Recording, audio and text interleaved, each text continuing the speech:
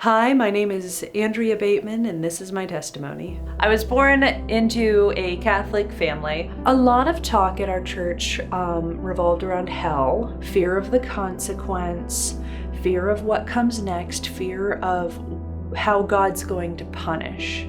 I would ask questions and I would either get terrible answers or just discouraged from asking questions in general. At a Catholic school, I was very badly bullied. It started off with teasing and name calling and then being physically assaulted. I left and came to public school. I was so eager to fit in that I found the people that appeared to me like outsiders like me. They had access to nicotine, cigarettes, alcohol, marijuana. I started experimenting with that very young. Really didn't have any sort of ambition or drive beyond just getting through that day. I began to self-harm. When my mom's mom started developing Alzheimer's, I watched her decline for so long. I thought that it was unfair that my grandma was sick, that my grandma did finally pass. And at that point, I was so detached from my faith that I kind of associated anything to do with any type of Christian faith as something that would be painful for me. I was at a concert with some friends. This one girl was cheating on her significant other. This guy was getting into people's personal belongings and stealing, was starting to escalate from marijuana into cocaine and into psychedelics. And I just looked at the situation around me. It isn't going to be much longer before I'm him or before I'm her and I'm doing the same things that are really freaking me out. The life that I wanted to live no longer coincided with the life that I was living. I had a handful of jobs before I started working at Federated. Our manager, Mike, I spoke about faith a lot. It was always very based on love.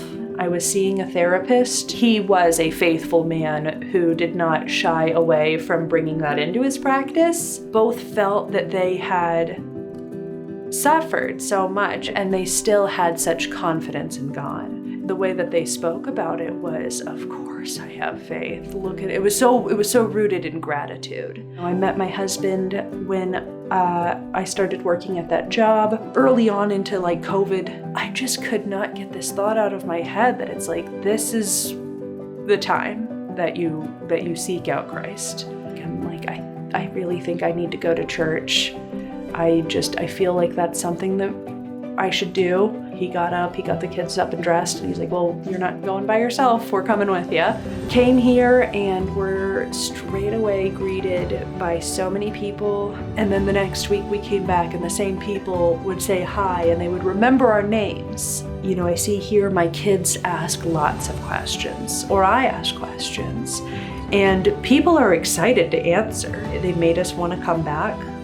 It was warm. When I think of Jesus and the pain that he went through, I think of someone that knows every mistake I've ever made, who understands anything, any of my questions, any of my concern, and all he wants is to love me. How can there be anything greater than that? If you allow Christ into your heart, you'll see that all that pain, that's people. That's not how God operates. God isn't an angry, vengeful entity just waiting to see you screw up so he can punish you. But God is like your dad who is waiting to catch you when you fall, straighten you up, get you back on your feet, and bring you back to him. I want to make this commitment with my family because I want to raise my kids to have a love for Jesus, not a fear of him. And I want to raise my kids to feel like you cannot escape God's love. Try as you might, there is nothing that you are capable of doing that can adequately separate you from God. Andrea, thank you, Nathan. I baptize you in the name of the Father, the Son, and the Holy Spirit.